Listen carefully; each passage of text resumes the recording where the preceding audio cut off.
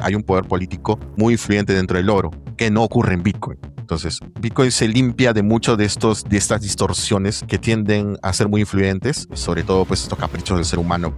Yo lo suelo llamar a la estupidez humana. Bitcoin está hecho contra la estupidez humana y hace que seas un individuo soberano que posee su propio dinero hasta el día que se muere, ¿no? Entonces, yo por eso es que pienso y digo, postulo que el Bitcoin es un buen dinero.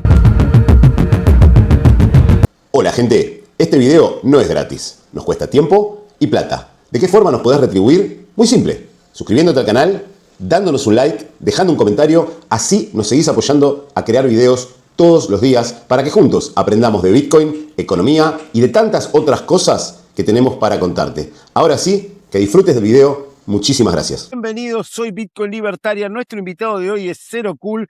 Él es uno de los co-hosts del mítico directo Bitcoin 2140. Colabora en Panorama BTC y ha participado en paneles de la BitConf y siempre está tirando verdades incómodas sobre privacidad, KYC, el Estado, la minería descentralizada y por qué Bitcoin no necesita permiso de nadie para existir. Lleva años ayudando a la gente de habla hispana a entender por qué Bitcoin no es solo oro digital o una inversión especulativa, sino buen dinero en el sentido más profundo, escaso, descentralizado, resistente a la censura y con un espíritu cyberpunk que muy pocos manifiestan tan vivo.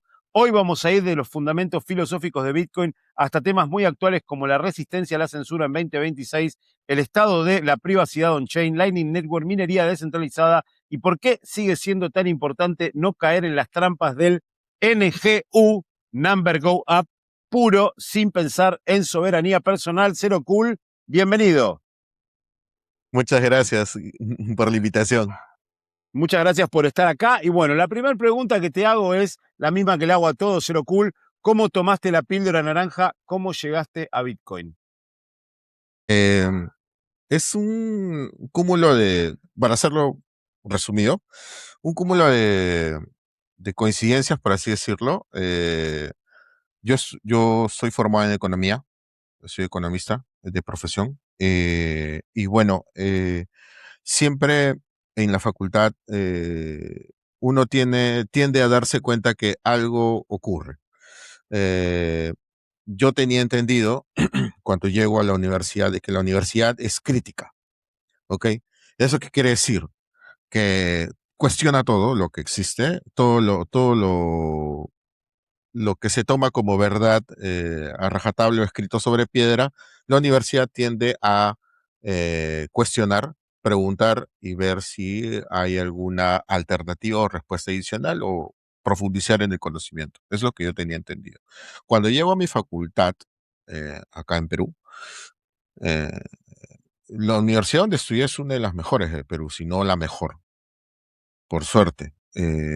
Y pues suele ser una universidad muy crítica. Cuando llego a la facultad, lo que dictaban los profesores en cuanto a economía era palabra divina, sacrosanta, y todo era keynesianismo, de la A a la Z, desde el inicio hasta el final.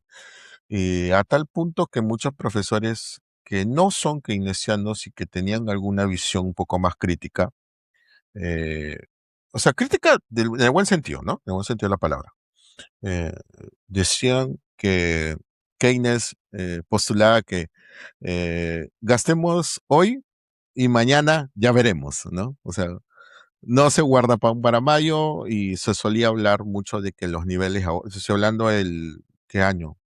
2006, 2008, eh, que, bueno, o sea, los niveles de ahorro eran muy bajos a nivel mundial, sobre todo en Estados Unidos y en Sudamérica. Entonces, y justo cerca a la crisis económica que ocurre en el 2000, 2009-2010. Entonces, se da todo esto, ¿no? Es un cúmulo de cosas en las que me doy cuenta, o no, tengo la percepción de que algo dentro del sistema económico está fallando. Y bueno, a su vez, pues ya para esa época más o menos ya YouTube empezaba a utilizar los algoritmos de visualización y me empiezan a llegar videos en el timeline, videos sobre estos temas. Y por ahí encuentro el programa de Max Kaiser, que es uno de los primeros que habla de Bitcoin en YouTube. Y en forma masiva, ¿no? Cuando él, creo que no sé si seguiría en RT, pero yo lo vi cuando él estaba en RT. Eh, y bueno, veo, y él es muy crítico, coincido en muchas cosas, y él llega a hablar de Bitcoin, habla de la crisis financiera, y ahí es donde me engancho, ¿no? Es allí donde me engancho. Creo que él habla de Bitcoin en 2011, me parece, 2011, 2012, por ahí. Entonces, ya con todo este cúmulo de cosas juntas, es que voy hacia un camino alternativo, ¿no? Me digo, el camino main o el que todos siguen está falla, hay algo que no cuadra, que no coincide, y bueno, digo, creo que el camino que debo seguir es el alternativo, ¿no? Y por ahí es donde voy encontrando Bitcoin poco a poco, y creo que si no me equivoco, desde el 2016 ya tengo mis primeros saldos de Bitcoin, ¿no? Desde esa época. Excelente. Bueno, a ver, me gusta que haya cada vez más economistas que cuestionan todo. Yo también soy economista y pasé por la misma cuestión tuya, ¿no? De ir a la universidad y que los profesores eh, enseñen todo como algo sagrado y Ujú. sobre todo la escuela keynesiana. El keynesianismo es palabra santa. ¿Por qué crees que el keynesianismo es tan palabra santa dentro de las ciencias económicas? Eh, Creo que coincidirás que el debate económico ha muerto. Después de la caída del muro de Berlín y de la disolución de la Unión Soviética, este debate económico entre comunismo y capitalismo murió. No, no. Y lo que hay ahora es un rezago de una especie de populismo medio raro, que algunos le llaman comunismo. Yo creo que no. O sea, creo que quien ha leído un poco sabe que el comunismo postula un modelo económico, ¿no? Que es distinto al modelo económico capitalista, y que sobre todo el comunismo tiene un modelo económico, postula un modelo económico por sobre todo político, ¿no? O sea, la política muy metida dentro de la economía. Eh, y bueno, también lo hace el capitalismo, pero de una forma diferente, ¿no? Con una mano, digamos que el comunismo la mueve con la izquierda, pero nota más, y el capitalismo con la derecha influye que vaya hacia ese camino, ¿no? Digamos que hacen, van por ahí, pero bueno. Pero, o sea, son dos postulados, ¿no? Que tienen, son dos posturas que tienen un modelo económico para cada uno. Entonces, ya con la disolución de la Unión Soviética, la caída del muro de Berlín, lo demás, ese debate murió. Murió, y con el debate muerto también gana el Fiat. El Fiat gana la carrera, y bueno, ya empezaba a ganar desde el 71 con Nixon, ¿no? Con el fin de la convertibilidad de oro a dólar. Eh, y bueno, o sea, ya se da se allana el camino para que el keynesianismo, que es el que viene avanzando desde la posguerra, ¿no? Desde la posguerra es el keynesianismo el que avanza, tiene camino libre, ya no tiene ningún competidor, ya no hay nadie que le salga enfrente, entonces de ahí en adelante pues va libre, ¿no? Y yo recuerdo no recuerdo, sino eh, varios profesores y familiares me comentaban de que hasta la década de los 70 y la década de los 80 existían debates económicos. Ya para la década de los 90 eso murió, ¿no? Se dejó de lado. Entonces creo que por ahí va el asunto, y pues ahora, ahora se está reviviendo el debate desde el sentido de la muerte del fiat, y con la llegada de Bitcoin, que es quien desafía o quien critica el sistema financiero y el sistema monetario actual, ¿no? Y que nosotros como Bitcoiners hemos visto muchos de esos videos en los que a la gente se le pregunta, bueno, ya no se hace, ¿no? O se le preguntaba, ¿y el dinero que tienes en el bolsillo está respaldado en qué? Y todo el mundo te decía en oro, pues, pero nosotros sabemos que el 71 eso murió. Eso no existe. Bueno, pero no todos, ¿eh? Yo te digo, mirá que hay una influencer muy grosa, para mí es una vendehumo, argentina, que fue speaker de la BitConf, que postuló en su Twitter, donde la siguen 250.000 personas, literal, que el fiat, el dólar estaba respaldado por oro. Y yo le puse, eso es una burrada, y me bloqueó. Sí sé a qué te refieres. Una señorita rubia, Sí, que dice alta, que alta, alta. alta, que dice que es hincha del Chelsea. Pero bueno, yo soy del Manchester United, así que hasta ya arrancamos mal. Pero bueno, ella puso que el Fiat estaba respaldado por oro, yo le puse es una burrada. Pero bueno, continúa, Sí, maestro. sí. No, sí, o sea, sé a qué te refieres. Pero bueno, o sea, esto es por eso que se ve que el keynesianismo es el rey, como dices, ¿no? Es el ayatolá, el gurú económico, ¿no? Pero ahora se está cuestionando este tema para bien, es para bien. Y pues yo creo que hoy en día, más que nunca, conversábamos antes de empezar, el tema del precio de los metales también provoca y este cambio de paradigma hacia un mundo multipolar que está proponiendo China, sobre todo, y también la India, están propiciando de que este debate se reabra y que en este caso el keynesianismo ya empiece a quedar de lado porque el fiat cada vez pierde valor cada vez más rápido, eh, sin la necesidad de que, es alucinante, pero sin la necesidad de que haya una hiperinflación mundial, pero el fiat, tú ves el tipo de cambio del dólar y el dólar está perdiendo valor ¡pum! Constantemente. Todo el año pasado creo que ha perdido 12%, entre 10 y 12% en el tipo de cambio. Entonces, esto está provocando de que la gente empiece a mirar a los caminos alternos, ¿no? Uno de ellos son los metales, otro de ellos es el Bitcoin, bueno, y alguno otro más habrá, pero sí se está cuestionando y felizmente es una buena época para vivir, creo yo. Yo digo siempre lo mismo, yo digo siempre lo mismo, porque, a ver, yo estudié economía, me recibí, repito lo mismo, el que ve todos mis episodios, que por un lado le agradezco, pero se tiene que fumar lo mismo que digo siempre, que yo me terminé graduando para hacerla contenta a mi mamá, para que tenga el hijo con su diploma universitario, pero jamás me dediqué, bueno, me dediqué muy poquito a la economía, escribiendo, haciendo un research sobre los costos de la corrupción y demás en los proyectos de inversión, pero me asqué, entonces dije, lo abandoné.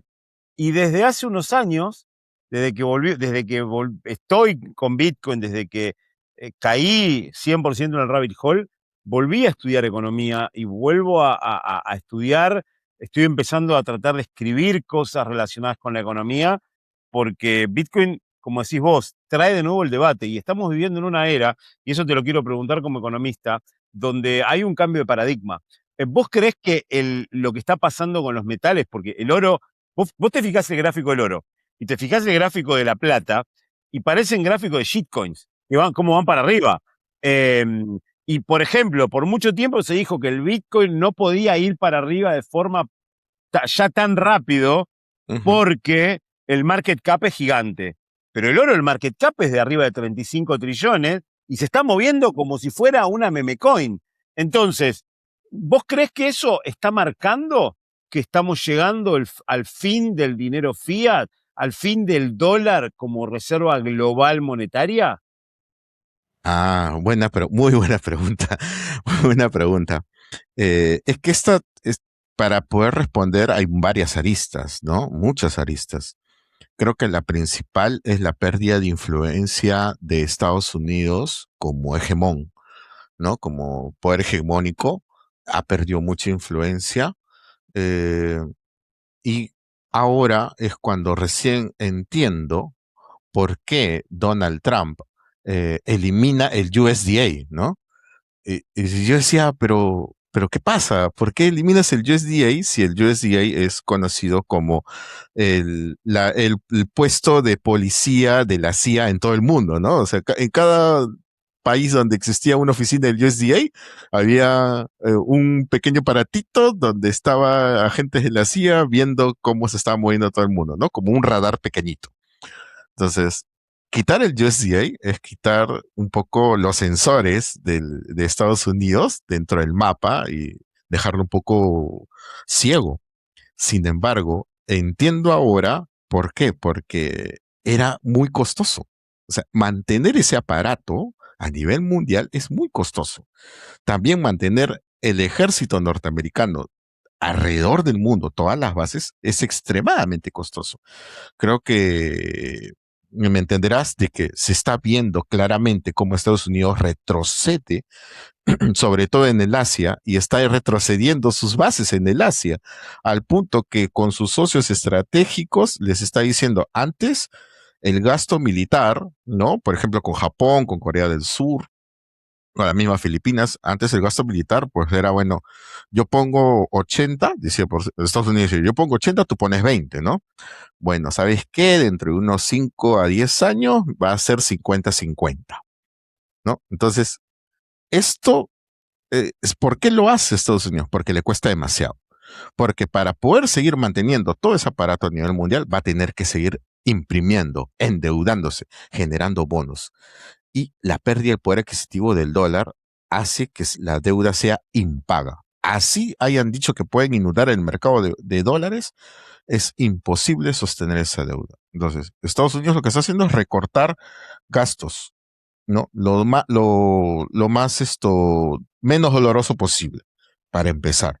La pérdida de influencia en ese sentido, sobre todo la pérdida de influencia a nivel comercial. Estados Unidos ha perdido influencia comercial brutal. Hay varios gráficos donde se ve como China se ha comido todo el mundo. Literal, ya se lo comió. Hasta el patio trasero de Estados Unidos, que es Sudamérica, Canadá y México, ya se lo comió. Entonces, y por otra parte, todo esto se profundiza desde la entrada a China en la Organización Mundial de Comercio, en el 2012, si no me equivoco, o en el 2000, Sí. 2002. Entonces, esto se profundiza y ya China venía trabajando en expandirse, pero se profundiza cuando entra en la OMC y pues, y sobre todo cuando las empresas norteamericanas se mudan, hacen outsourcing en esto, en China. Empiezan a llevar sus plantas de Estados Unidos a China. La poca industria del automóvil que existía en Detroit con General Motors se mudó a China, entonces terminó por dejarlo a Estados Unidos desindustrializado. Su gran poder y su gran potencial, que era la industria, quedó desamparada, la mudaron a otro país, China copió, hizo lo que tenía que hacer para volverse una potencia, y cuando, recuerdo que en 2010, si no me equivoco, sí, 2010, Obama envía sí, hay una historia, ¿no? En la que Obama envía a hacer un informe sobre la situación económica mundial y si hay un peligro de que Estados Unidos vaya a dejar de ser potencia mundial. Le dicen que sí, que para el 2030 Estados Unidos dejará de ser potencia y China la va a superar, ¿no? Y detrás estará India y luego creo que por ahí se veía Vietnam y Estados Unidos tenía relegado. Entonces, todas estas situaciones han provocado. Y no solo eso, o sea, la bala de plata o la estaca final es el que China, como bien me mencionabas hace un momento, ¿no? Está comprando o ha venido comprando sistemáticamente muchas toneladas de oro, muchas toneladas de plata. Y lo que se dice hoy en día es muy interesante, que el tema del rally de los metales pareciera, ¿no? Hay indicadores de que está siendo propiciado por China y por el mercado asiático. Esto lo que hace es, lo que está tratando de hacer es retornar al patrón oro, ¿no? Entonces, y quien tenga menos oro, su moneda es la que va a sufrir más, ¿no? Entonces, y teniendo en cuenta de que la desindustrialización de Estados Unidos, porque Estados Unidos ha pasado de ser un país industrializado a un país de servicios. Por eso luego Estados Unidos ofrece servicios, nada más. Entonces, todos esos factores juntos están afectando o atentando contra el poder adquisitivo del dólar. Entonces, ahora, que el mundo va a dejar de estar dolarizado, Eh, Eso va a ocurrir poco a poco. Quien vaya a tomar la posta va a tener que ser un país que esté con mejores condiciones para afrontar este reto, ¿no? De tener la moneda, la divisa mundial. Yo creo que China se está preparando para eso y va a tratar de que la divisa esté a la par con las reservas de oro y el comportamiento económico que tenga cada país, ¿no? Yo creo que hacia eso apunta. Claro, yo creo que el tema de lo que pasó, y eso hay que entender, y se lo vamos a explicar un poquito a la audiencia, de cómo se hizo Estados Unidos en la posguerra. Estados Unidos, al ganar la guerra mundial, planteó su modelo de producir barato afuera, ellos mandaban dólares, recibían productos terminados y con cómo hacían para financiar sus déficits, emitían deuda y todos les compraban bonos. Simple, así. No es tan simple, pero es. ¿Qué pasa? A día de hoy, ya nadie le quiere comprar bonos del Tesoro, porque están pagando ahora la tasa es un 3 y pico por ciento, de una moneda que se está devaluando, está perdiendo el valor al 12%. Ayer, el año pasado, perdió el 12% anual. China, entonces, al tener un superávit comercial de 1.5 trillones de dólares, o sea, China tiene un superávit comercial que es casi el market cap de Bitcoin. O sea, antes compraba bonos del Tesoro, ahora compra oro. Entonces, todo este tema del oro lo está triggereando China, que como bien decís vos, se está preparando probablemente para hacer la moneda mundial, el yuan, pero no quiere cometer el error de Estados Unidos Ujú. de ser moneda fiat, de ser Claro. moneda fiat. ¿Y vos crees que Occidente puede eh, resguardarse en esta guerra de monedas adoptando un patrón Bitcoin? ¿O jamás lo van a adoptar? Ese es interesante. A ver, ocurre con Bitcoin. Bitcoin tiene un problema para el Estado. Para el Estado hay un impedimento que al Estado le genera tener Bitcoin. Y voy a explicarlo. Como bien sabemos, quien posee Bitcoin es quien posee las llaves. Así de sencillo, no hay más. No hay más. No es como en el modelo Estado-Nación, pues que el Estado pues tiene reservas de oro, están en lingotes en una bóveda tal, o están en Fort Knox, pero que ya no hay en realidad, o están en alguna empresa que resguarda oro, ¿no? A nombre del Estado de Argentina, de Perú, de China, etcétera. Entonces, el sucesor, ¿no?, de la administración llega y encuentra, pues esas son las cuentas en oro, de tal, tal, tal, tal, tal, y, y es fácil de trazar, de manipular para diferentes sucesores dentro de las administraciones del Estado, ¿no? O sea, se llama ese presidente, ¿no? Presidente 1, 2, 3, 4, 5, 6. En el caso de Bitcoin es complicado. Es un poco más complicado porque, eh, bueno, si, si tú no tienes las llaves, no tienes el Bitcoin. Entonces, y también es complicado porque aún no hay una industria fuerte sobre el tema del resguardo de Bitcoin para instituciones y para grandes poseedores, sino Estados Unidos está tratando de trabajar en eso. Por ahí uno que otro país, Europa lo ha alejado prácticamente con la ley MiCA que ha implementado. Entonces, en ese aspecto hay mucho por trabajar. Creo que dentro del corto plazo no se va a ver, quizás se pueda ver en el largo plazo, pero sobre todo el diseño de Bitcoin está hecho para el poseedor, está hecho para el poseedor. O sea, es que, a ver, trasladar una tonelada de oro, pues es complicado, ¿no? Es complicado. Entonces, pero imagínate trasladar 1 millón de bitcoins, es sencillo. Entonces, por ahí viene también la dificultad para el Estado. Y sobre todo, que Bitcoin es para individuo soberano, ¿no? Para las personas que quieren ser soberanas en cuanto a su dinero y el manejo de su economía. Si tú eh, adoptas o adquieres, tú como Estado, el Estado, ¿qué es lo que quiere? El control sobre todo lo que ocurre dentro de su territorio. Y quiere que esté todo registrado, porque si no está todo registrado no tiene control y se le puede escapar por ahí las manos y sobre todo se le escapa el pago de los impuestos, pues es lo que quiere el Estado, ¿no? Entonces, si tú, Estado, adoptas una divisa o una moneda o un sistema que, que promociona la, la descentralización del poder y que no haya control, o sea, que agentes externos no lo puedan controlar, entonces estás contradiciéndote. Pues. Por un lado quieres controlar y por otro lado adquieres una moneda que va contra todos tus postulados. Entonces, y podrías hacer despertar también a la gente a que adquiera Bitcoin, porque una vez que escuchan, oye, el Estado, país tal, adquirió Bitcoin. Ah, muy bien, qué bonito.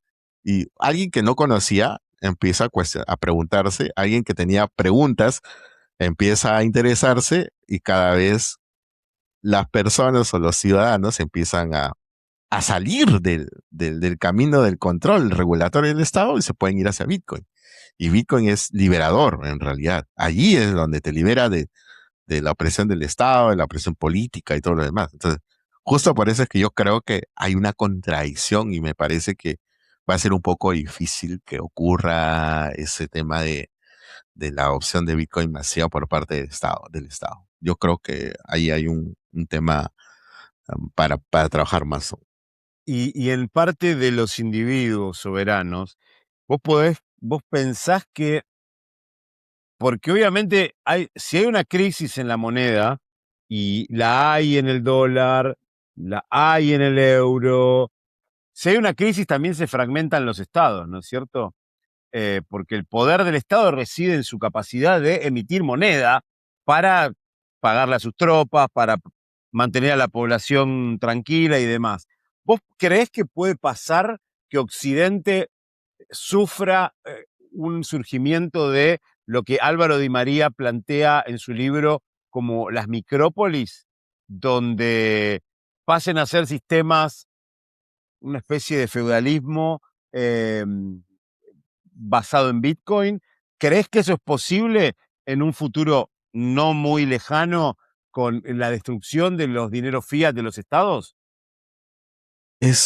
Wow, es un poco complicado porque, a ver, todo territorio, o sea, intentando, pequeño grupo colectivo, ¿no? Todo pequeño colectivo de personas que viven dentro de un territorio, pues necesitan de relaciones económicas, ¿no?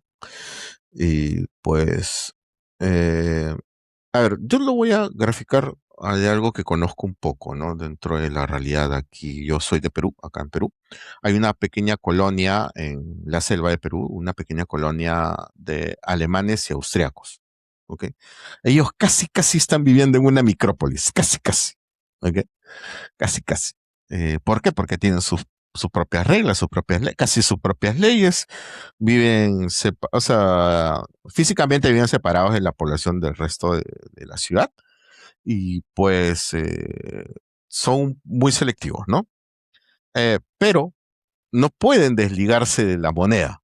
Eso es lo que voy. No pueden desligarse de la moneda, pero yo creo que para ellos sería más fácil buscar alternativas porque son prácticamente un territorio separado, ¿no? Eh, Sin embargo, las relaciones comerciales, dado que el mundo está interconectado y hay muchas relaciones comerciales a nivel global, lo que va a primar es lo que dicta el mundo en realidad. O sea, tú puedes tener ahorro o puedes tener reservas en caso de emergencia eh, usando Bitcoin o utilizando Bitcoin, ¿no? O como un sistema alternativo de pago, lo puedes tener. Eh, pero de allí a que se expande es muy complicado porque estas relaciones comerciales, o mejor dicho, la actividad económica es la que determina qué es lo que vas a utilizar. En realidad. Si el mundo te dice utiliza fiat respaldado en nada, bueno, lo utilizarás. Ahora que estamos cambiando a fiat respaldado en oro, pues eso es lo que viene, porque el principal comprador o el principal producto, tu principal proveedor de suministros utiliza fiat basado en oro. Entonces, bueno, va a empezar a utilizar fiat basado en oro, ¿no? Que es lo que vamos viendo que está haciendo China.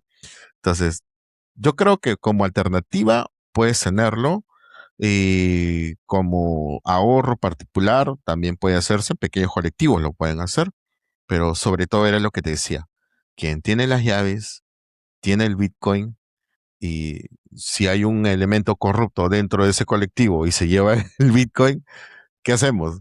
Hay un problema que tendría que solucionarse allí y desarrollarse un mercado más fuerte o una industria más fuerte sobre el tema de la custodia de terceros, ¿no?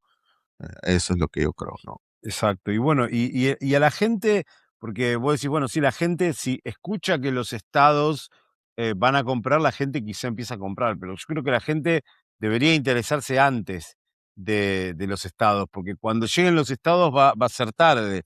Ujú. Em, y vos decís que vos ayudás a la gente a entender por qué Bitcoin es un buen dinero. Y me gustaría saber cuáles son esas características que hacen a Bitcoin un buen dinero a tu criterio. Por sobre todo es esto. No depende de una mesa directiva de 10 o 12 personas, ¿no? O sea, la política económica en Bitcoin, perdón, la política monetaria en Bitcoin no depende de una mesa de 12 personas como está en un banco central de cualquier país del mundo, ¿no? O no depende de, de los caprichos políticos de algún megalómano como Donald Trump hoy en día. Eh, no, o sea, en Bitcoin, si bien es cierto, hay factores políticos porque cada uno tiene una postura, como Bitcoiner tienes una postura, eh, eso lo atomiza, ¿no? Lo hace tan atómico, tan pequeñito que pues intentar cambiar la política monetaria en Bitcoin es muy complicado, ¿no? O sea, tendría que hacerse cambio en las reglas de los nodos, cambio en los nodos, en los Bitcoiners, y llegar a ese consenso es muy difícil. O sea, por ese lado, la influencia del poder político, de poderes económicos externos en Bitcoin, el Bitcoin está prácticamente blindado ante eso. Eh, bueno, luego yo veo a Bitcoin como un elemento que va a impulsar a los próximos postulados económicos, incluso a la economía en sí, a que se utilice mejor los recursos. ¿Por qué? Si en caso bitcoinizáramos el mundo, ¿ya? Suponte que el mundo está en torno a Bitcoin, quien es más eficiente en el uso de los recursos y quien es más eficiente sobre su proceso de producción y optimiza sus costos es quien tiene ventaja. Por ejemplo, la remera que llevas puesta, supongamos que cuesta 1.000 satoshis. ¿Ok? Yo hoy como productor me cuesta producir esa remera me cuesta 800 satoshis, pero si optimizo mis costos de producción y reduzco, qué sé yo, algún proceso, ya no me cuesta 800 producirlo, sino me cuesta 600. Entonces, ese margen de beneficio que son 400, o sea, tenía un margen de beneficio de 200 cuando me costaba 800, tenía 200 de margen de beneficio. Y ahora con los procesos de producción mejorados, optimizados, he adquirido 200 más porque ahora me cuesta 600. Entonces, son 400 de beneficio. Entonces, ¿eso qué quiere decir? Que mientras utilice mejor los recursos, mientras optimice mejor mis procesos de producción y reduzca mis costos, va a ser más óptimo y vas a obtener mayor beneficio sobre Bitcoin. Entonces, yo creo que Bitcoin es buen dinero porque hace justamente eso. Claro. Justamente te obliga a hacer eso, te obliga para que seas más competitivo, para que estés innovando, para que estés buscando mejores oportunidades para obtener recursos. Eso es lo que yo pienso. Sí, es un Por eso es que yo verdadero, creo que, dime. sí, es un verdadero dinero de un mercado de competencia perfecta. Claro, básicamente. claro. Sí, básicamente es eso. Entonces, justamente por eso es que pienso que Bitcoin es un mejor tipo de dinero. Y bueno, y sobre todo que no está sometido a la manipulación política. Y bueno, te evita hay un talón de Aquiles que tiene el oro y los metales, que los Goldbach no suelen ver, no suelen decirlo, que quieras o no, los metales están sometidos a la presión política. ¿Por qué? Porque los resguardos están dentro de eh, el territorio de algún estado. Si, por ejemplo, como ocurrió con Estados Unidos, ¿no?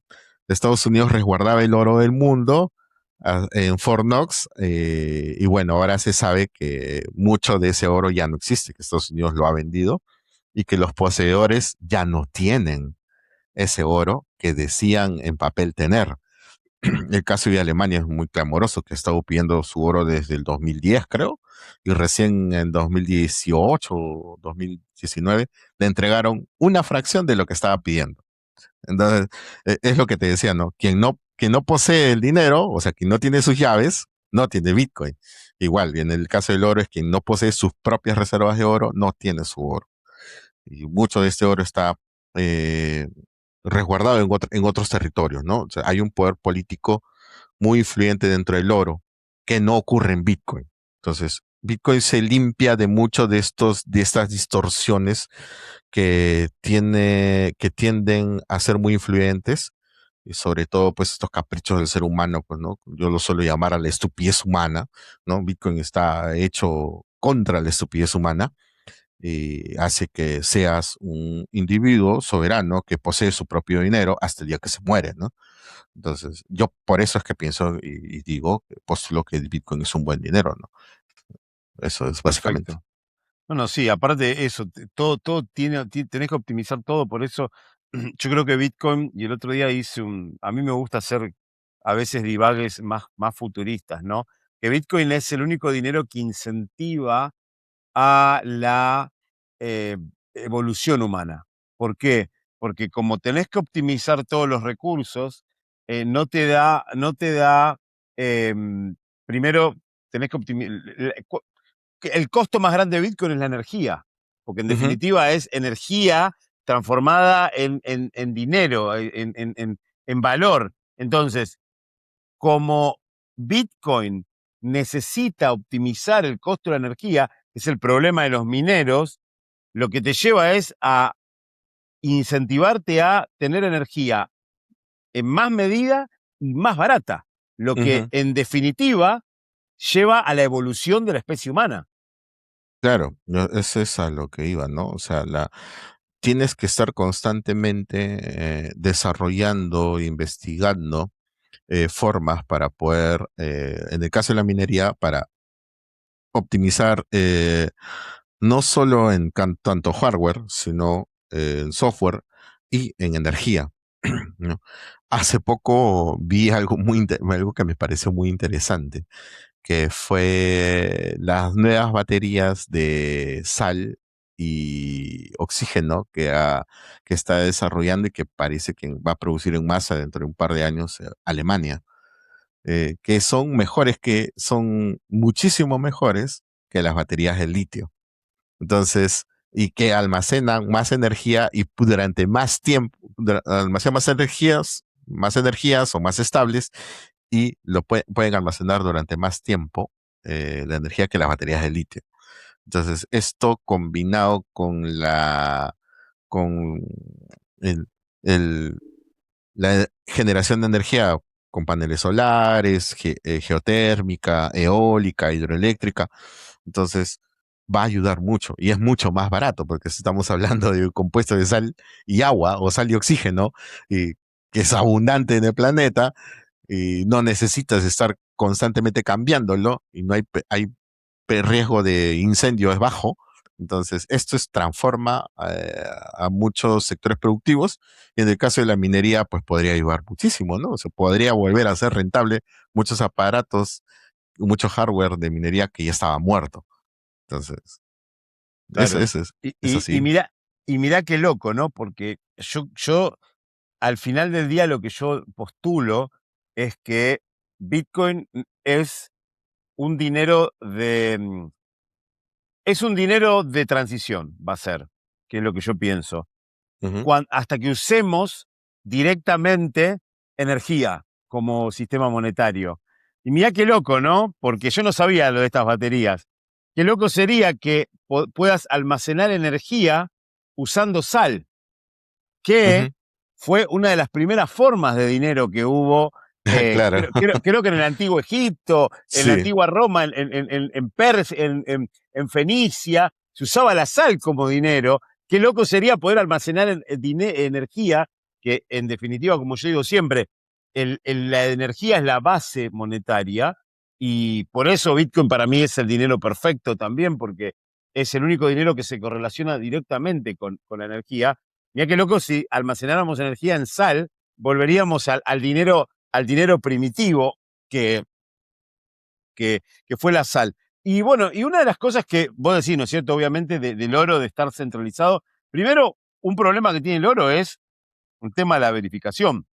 Ujú, claro. Necesitas un tercero que te diga que el oro es oro. No sé si viste ese encuentro que tuvo CZ con Peter Schiff, que le trajo el oro y Peter Schiff no pudo saber si ese oro era de verdad o no. Y Ujú, acá viene el tema de la custodia, ¿no? De cómo Estados Unidos se apropió del oro y cuando se lo fueron a pedir no estaba.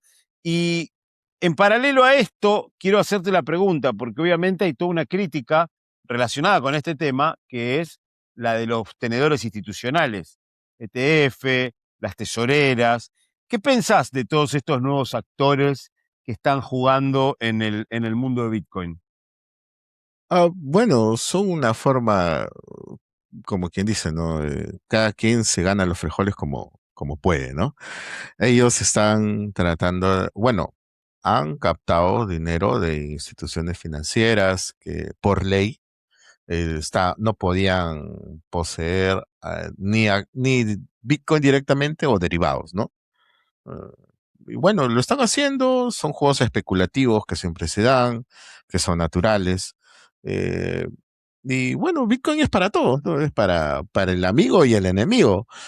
Creo que el Bitcoiner debe entender eso y debe tratar de, si no te gusta, pues toma un poco de aceite y trágalo, ¿no? Porque así es, o sea, Bitcoin es así, o sea, Bitcoin es libre.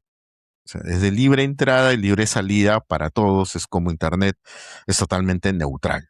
No distingue quién está entrando, quién está saliendo. Entonces, eso es un fuerte también de Bitcoin, es por qué también es buen dinero, porque, o sea, es neutral como Internet, eso me encanta, eso me gusta. O sea, es muy saludable para este mundo que está lleno de influencias y, ay, hay que hacer algo más sano. Toma, Satoshi nos regaló Bitcoin. Eso es lo que necesitas. Sí, Y perfecto. ahora, dime. No, no, continúa, continúa. Bueno, y bueno, y ahora ah, ellos están, eh, yo creo que ya su época ya pasó. Su época ya pasó. Su época ya pasó. Han tenido su fiesta. Y ya, y creo que como a todos, o sea, a ver, la minería tuvo su fiesta durante los primeros años de Bitcoin. Las shitcoins tuvieron su fiesta en 2016, 2017. Bueno, las instituciones han tenido su fiesta en ¿qué? No, perdón. Estamos hablando de metaverso y todas esas cosas han tenido su fiesta en 2020. Las instituciones han tenido su fiesta en 2024. 2023, 2024. Entonces, ya está, ya se dio, cada uno ha tenido su rally y pues ahora yo pienso que voy a decir algo impopular. Voy a decir algo impopular. Eh, yo pienso que Bitcoin va a dormir un buen tiempo. No va a haber, ya lo había dicho ya en la Bitcoin del 2023. En 2023. conversando en el último panel que hicimos con Rodolfo, con Dieguito. O sea, Rodolfo, Dieguito, Arcad y yo, los cuatro. Y al final Luna subió para salvar los muebles porque estábamos incendiando todo.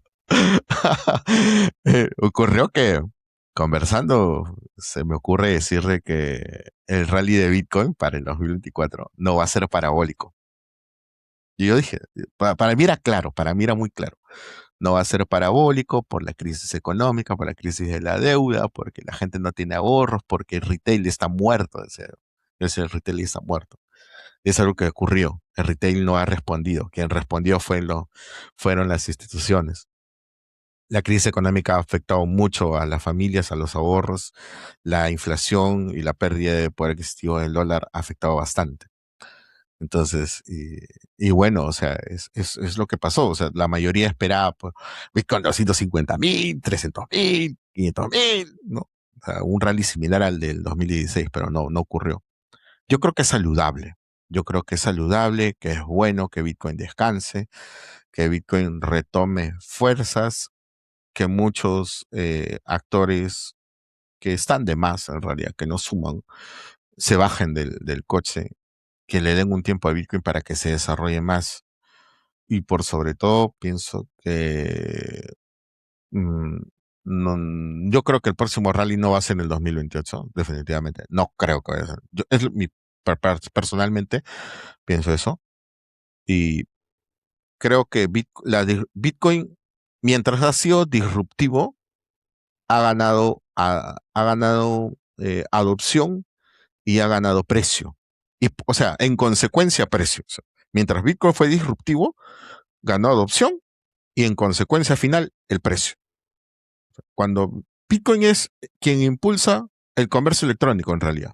O sea, ya desde el 2000 y hasta el 2015 se trataba de impulsar el comercio electrónico. Yo no sé si recuerdas que había muchos Cyber Day, Cyber Monday, Cyber Friday, y se trataba de impulsar, y se veía que en los noticieros, en los diarios, salían los reportes de comercio electrónico en ese tiempo con tarjeta de crédito, que eran bajísimos, ¿no? Eran muy bajo, muy bajo, muy bajo.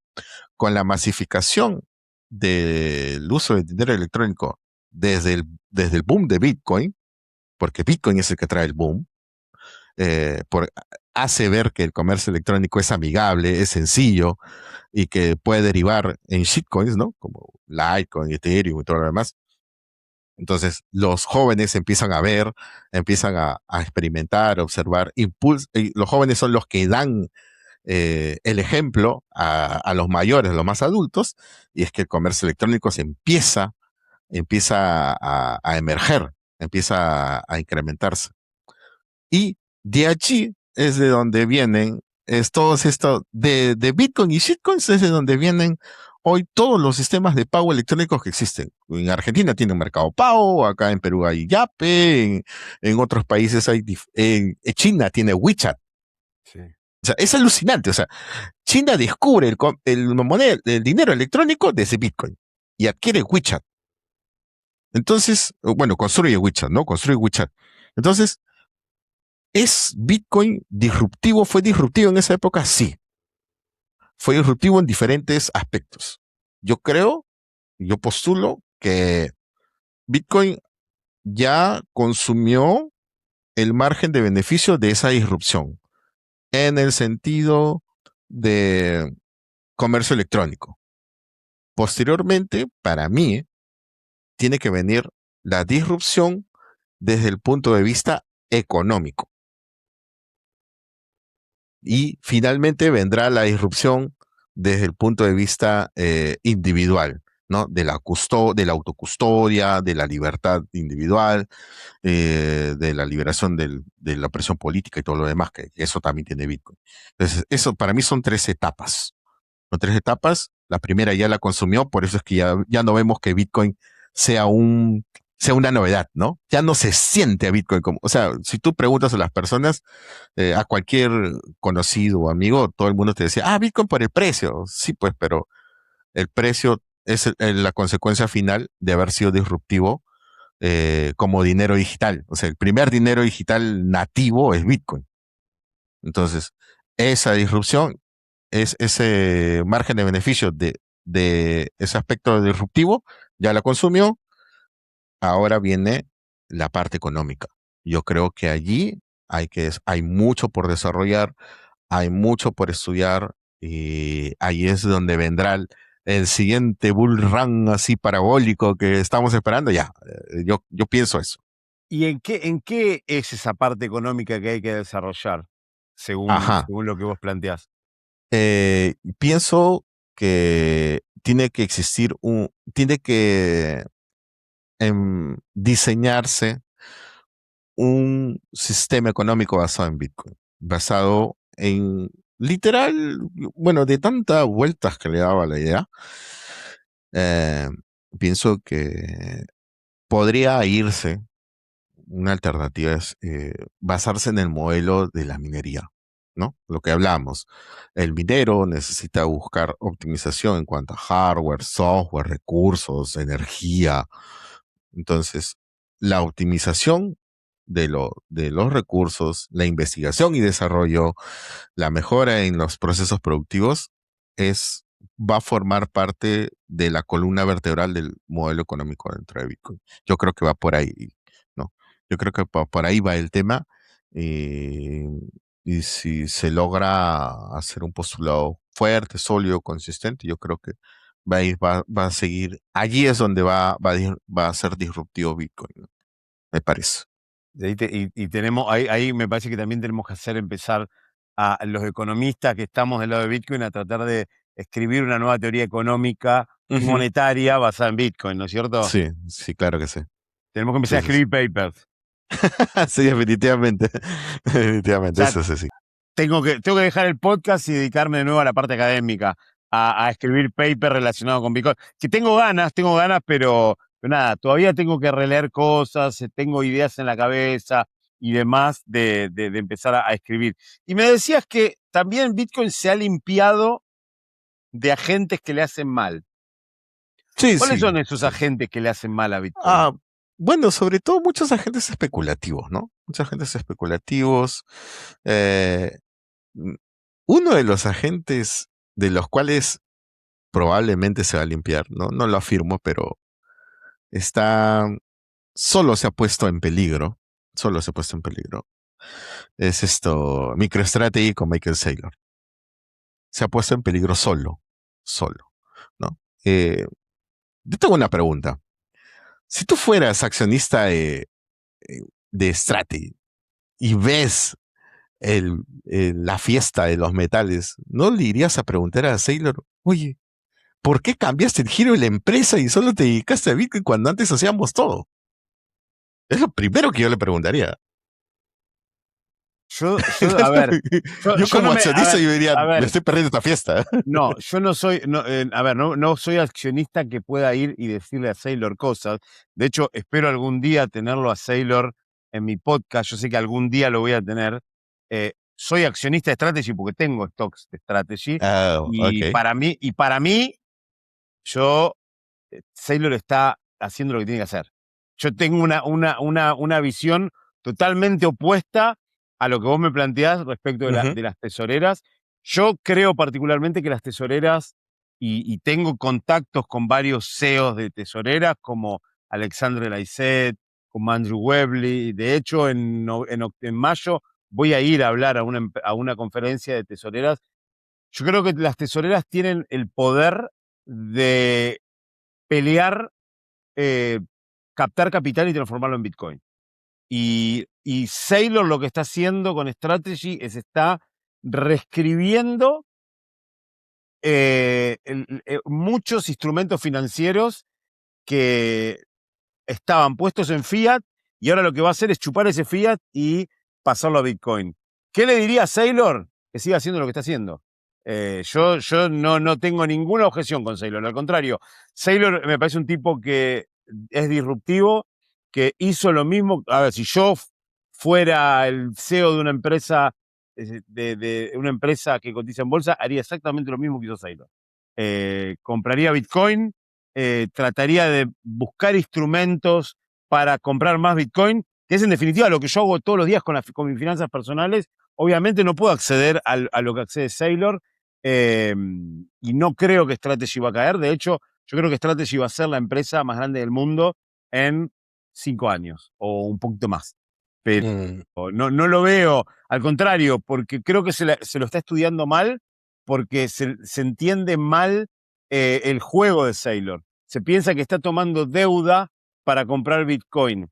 Y aún así, si tu mala deuda la está colateralizando contra el asset más fuerte del mundo. Él lo que encontró fue hacer instrumentos financieros que rinden un 11% anual, ¿sí? Colateralizados con un asset que rinde en promedio un 40, un 30% anual. Y lo que está haciendo es apuntando a una región del sistema de inversiones, no está especulando, que es la parte de renta fija, que definitivamente es lo que hoy está fallando, la parte de renta fija. Los bonos, los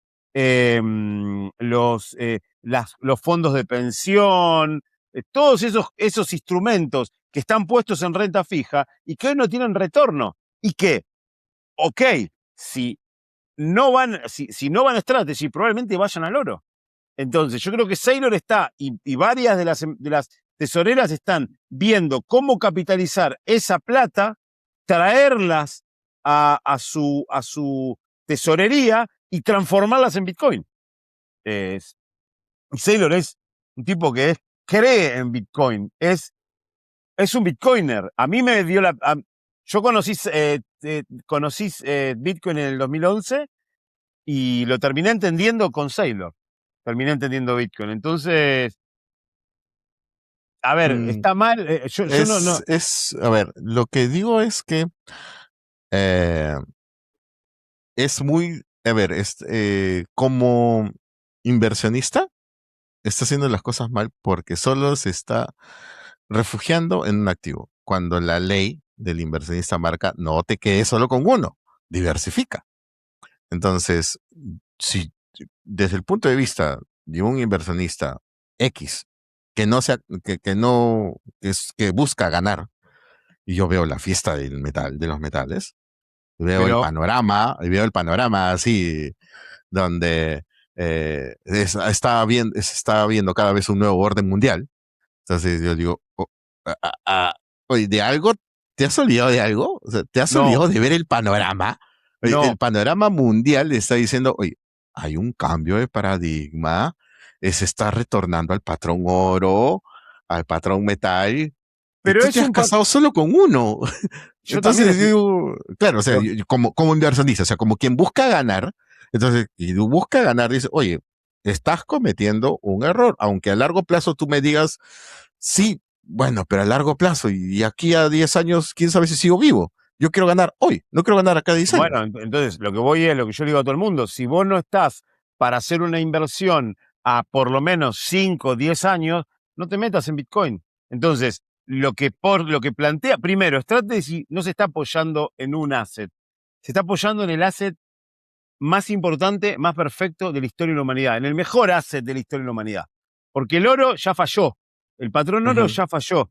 Entonces, probablemente tengamos ahora un resurgimiento del patrón oro, lo quieran imponer de alguna manera u otra, pero todos sabemos, y si yo no lo supiera o no lo creyera y no estuviera totalmente convencido, que si yo estoy acá, es porque yo estoy seguro de que Bitcoin gana. Bitcoin para mí ya ganó. Entonces, si yo soy Sailor, ¿para qué voy a sacar mis ojos láser de Bitcoin cuando yo sé que mi estrategia, que es no al mes que viene o a los 6 meses o a los 4 años, es a 20 años, a 30 años? ¿Por qué voy a buscar otra cosa que no sea Bitcoin, que yo sé que a los 30, dentro de 30 años va a ser 1000 veces el oro? No digo 1000 porque no hay tanto hace, pero va a superar al oro. El oro es una piedra que se saca del suelo y que el humano le dio valor porque le dio valor, pero no es finita. Cuando tengamos mayor tecnología, no se sabe cuánto oro hay en la Tierra, en Marte, en el universo, y no está respaldada en la matemática y en la termodinámica, que es Bitcoin. Entonces, obviamente que la apuesta de Saylor es súper, como le dicen en Estados Unidos, bold, es una bet super bold, pero yo, como dices Jack Moller, yo estoy dispuesto a morir en esta colina. A ver, Entonces, yo creo que Saylor, a ver, los inversionistas pueden decir que están locos, perfecto, que vendan sus acciones y se vayan para otro lado. Pero creo que como bitcoiners, si uno es bitcoiner, uno tiene que apoyar lo que está haciendo Saylor, porque está jugando en el equipo nuestro. Entonces, pero bueno, a ver, eso a ver, queda a criterio de cada uno. mi idea, por sobre todo, es que yo soy Bitcoiner porque Bitcoin me gana a mí la partida. Me gana la partida en el sentido de que le cuestiono por todas las aristas y no puedo ganarla. ¿Ok? No puedo ganar. Sin embargo, hay algo que se está escapando de la mayoría, se le escapa a la mayoría. Es algo que lo que acabo de mencionar hace un momento. El Estado no va a adquirir Bitcoin porque va contra sus postulados. Entonces, Bitcoin retorna el poder de decisión hacia el individuo. El Estado necesita que el individuo le dé su poder, que delegue, pero Bitcoin hace lo contrario, lo retorna. Entonces, Bitcoin atomiza y el Estado aglutina. ¿Me dejo entender? Sí, sí, sí. Entonces, entonces, ¿el Estado qué necesita? Necesita un tipo de refugio de valor el cual pueda controlar. Y el Estado no puede controlar Bitcoin. Ningún Estado, ni así se junta el planeta entero, no, todos los países, haya legislación en todo el mundo contra Bitcoin, no pueden hacerlo. Entonces, justamente por eso es que pienso que Bitcoin difícilmente va a ser adoptado por los estados. Muy complicado. Eso es uno. Lo otro, en caso del oro, como ya le ocurrió al aluminio en su momento, el aluminio llegó a ser muchísimo más valioso que el oro hasta que se descubrieron formas, eh, ¿cómo se dice? Se descubrieron formas de producir aluminio, no solo encontrarlo naturalmente, sino producirlo o fabricarlo. Entonces ahí es cuando pierde valor. Hoy es el oro, hoy, de acuerdo de acuerdo al desarrollo tecnológico que tenemos. Más adelante, un salto tecnológico que permita hacer minería en asteroides o en otros planetas en la Luna, podrá ser un nuevo metal, pero siempre tiene que tener el control político, el control del Estado. Yo creo que Bitcoin va a ser lo que muchos quisieran, ¿no?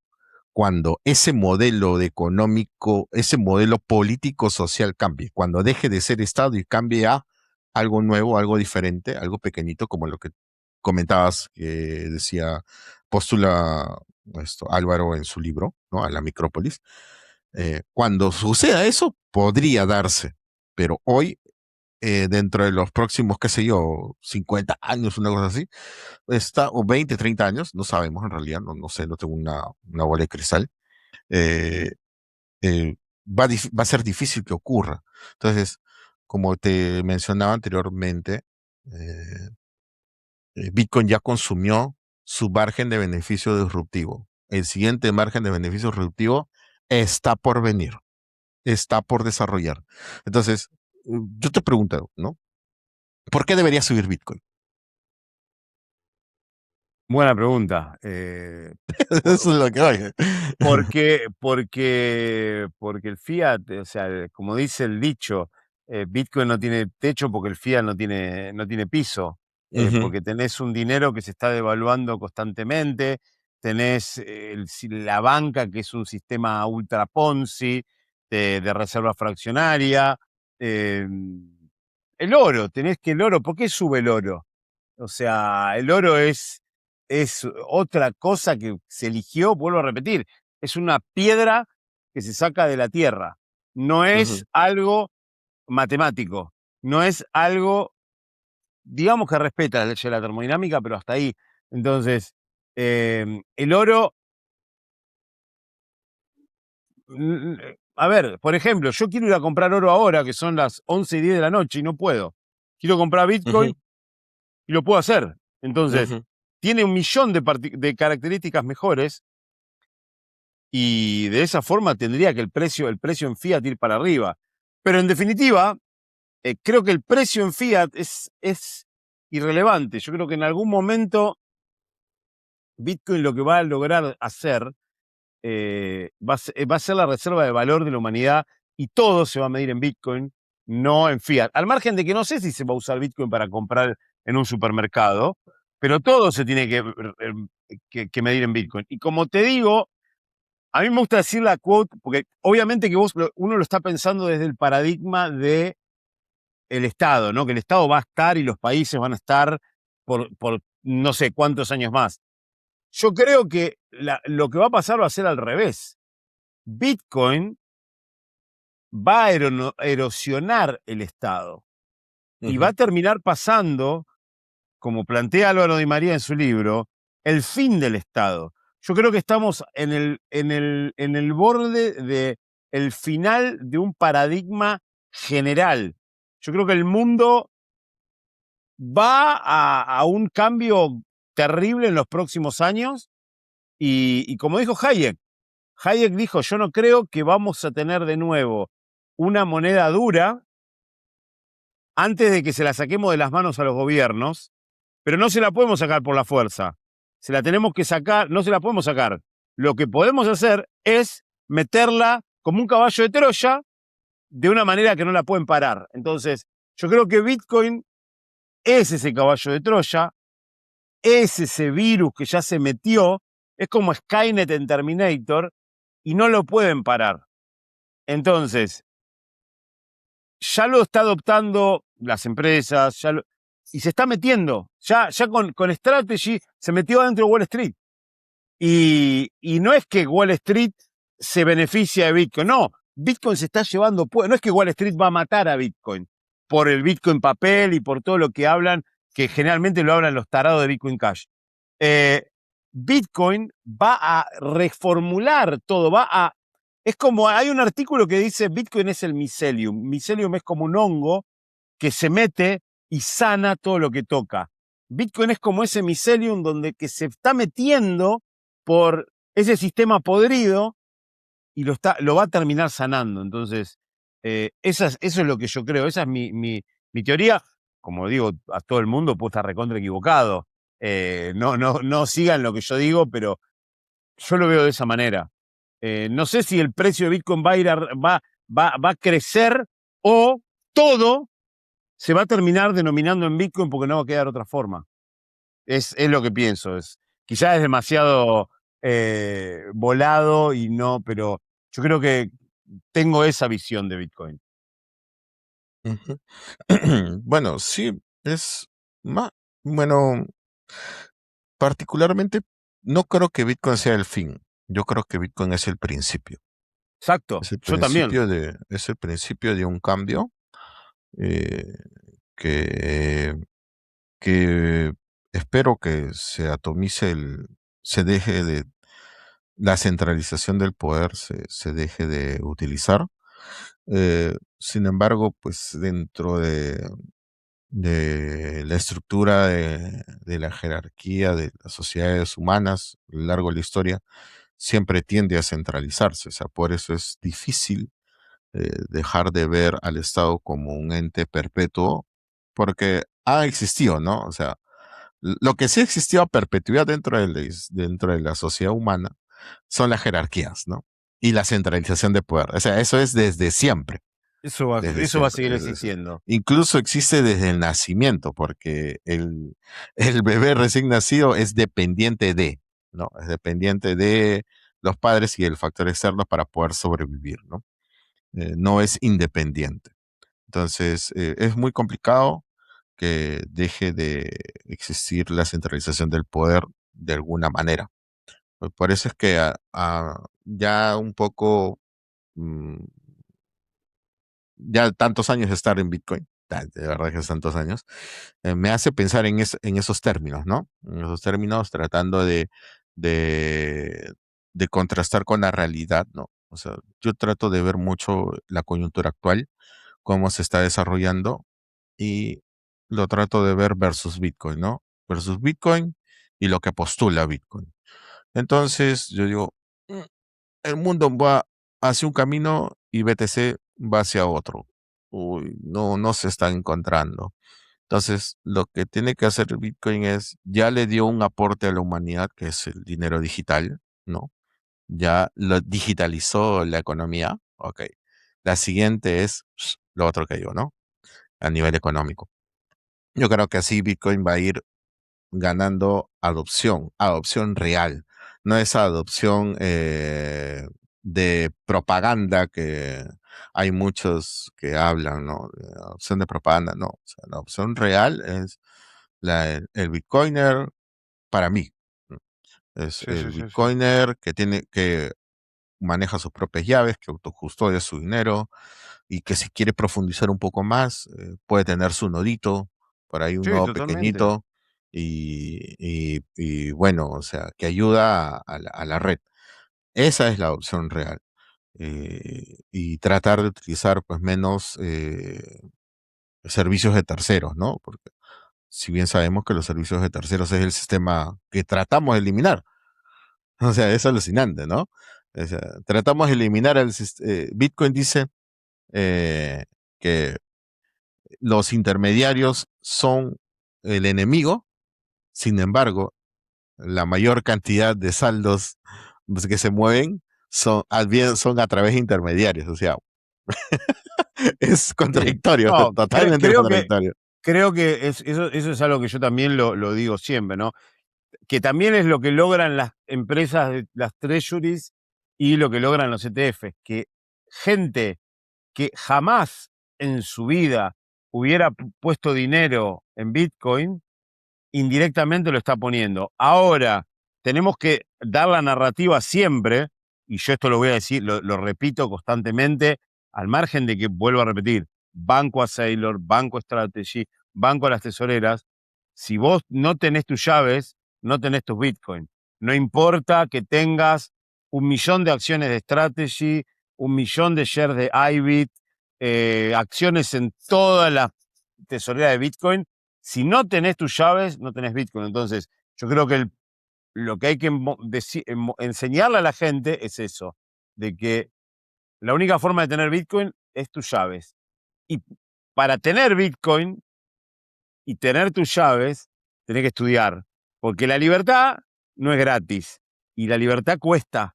Entonces, creo que también esa es la conciencia que hay que bajar. Eso es lo que yo trato de bajar siempre, pero trato que la gente de alguna manera u otra llegue a Bitcoin de la manera que sea, del camino que sea. Yo creo que el viaje es un viaje personal, que cada uno lo toma a su tiempo y que, bueno, de repente alguno arranca comprando en un exchange, otro arrancará comprando un bono, un IBIT, y parte de esa gente caerá por el rabbit hole, se hará su autocustodia, correrá su nodo, correrá su Bitax en su casa para ayudar a la minería, y bueno, creo que eso es el objetivo, pero no pasa de la noche a la mañana. Sí, sí, sí, definitivamente. Es un camino que cada uno debe de recorrerlo, decidir si se queda o se va. Es natural. Yo también, cuando llegué a tener mis primeros saldos, pues creo que estaba en $400, si no me equivoco.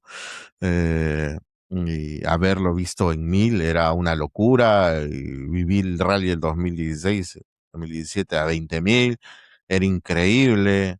Eh, y bueno, o sea, la especulación es natural y se toma como tal. Sin embargo, Bitcoin es mucho más, ¿no? Mucho más que eso. Exactamente. Y pues, ah, como digo, ¿no? Bitcoin tiene que limpiarse de todos los excesos que tiene encima, todos, porque hay muchos excesos que tiene encima. eh, y luego ir empezar a redefinir, no a redefinirse, sino a volver a desarrollarse con muchas mochilas menos encima. Y creo que la mejor época para que Bitcoin trabaje, se desarrolle, crezca, es en los bear markets. Los bear Totalmente. markets son lo más, para mí, son lo más bonito que existe. Lo más bonito que existe son los bear markets, de verdad. Don- Sinceramente. donde la gente verdaderamente aprende. Sí, donde hay desarrollo, hay novedades, hay discusiones, hay hay intentos por mejora. Entonces es allí cuando es más interesante Bitcoin. Y si lo he vivido, ¿cuántos? ¿Dos? ¿Tres? ¿Tres creo? Y bonitos, me han gustado mucho. Entonces, y los bull runs son, bueno, a ver, para ver, ¿no? ¿Se ganó? Ya se ganó, qué bueno. Pero el bull run te permite, ahí está. El bear market es para crecer y el bull run es para gastar, ¿no? Entonces, Exacto. ese saldo que tenías ahorrado, que acumuló un halving o dos halvings, ya lo puedes gastar ahora, ¿no? Entonces, tranquilamente, gastas poco eh, y te permite vivir mejor, ¿no? Entonces, yo creo que es así, ¿no? Va por ahí el camino. Hasta que hasta que aparezca algo nuevo, algo mejor, ¿no? Que al día de hoy no aparece, pero ya veremos más adelante si logra aparecer, no existir. Perfecto. Bueno, y para ir cerrando, ¿qué pensás del futuro de Bitcoin? El futuro de Bitcoin. Viendo hoy el presente, y a mí me gusta ver mucho la mempool, eh, o el futuro el presente de Bitcoin en cuanto a uso es lamentable. Voy a ser sincero, es lamentable. Porque veo la mempool a 0 sats byte, que es una locura de verdad. Ver la mempool, ver a Bitcoin en casi $100,000 y entre 2 y 0 sats byte una transacción on-chain. La verdad que es triste. Es triste porque eso también refleja que muchos servicios de terceros están ocupando ese, ese lugar dentro de le están quitando tracción y uso a on-chain, ¿no? A la cadena de bloques de Bitcoin. Eso es por un lado. Por otro, hay poco uso en general a nivel mundial de BTC. Eh, es un poco ya cuántos años, desde el 2009, 17 años de Bitcoin en su infancia, pues digamos que estamos viendo una paz dentro de Bitcoin, pero no se condice con el precio, ¿no? Entonces te das cuenta que on-chain está muerto y el precio está vivo. Oye, ahí hay una distorsión. Yo creo que es una distorsión que se va a ajustar. Y no, y sería muy interesante, así, para crear un poquito de morbo. Sería muy interesante ver cómo se acercan el precio del oro y el Bitcoin, ¿no? Se van acercando, porque nadie tenía en cuenta oro a 5,000, ya está en 5,100, me parece. Sí. Y podrían acercarse, sería muy interesante eso, ver eso. El futuro de Bitcoin dependerá de los Bitcoiners en sí, en general. En sí depende de los Bitcoiners. Si los Bitcoiners eh, desisten, bajan los brazos eh, y se rinden, pues Bitcoin va a dejar de ser usado, porque Bitcoin depende de la adopción, ¿no? Sí, Bitcoin como estructura siempre va a existir, puede desaparecer la humanidad y Bitcoin va a existir como estructura, eh, pero depende de nosotros que permanezca vivo.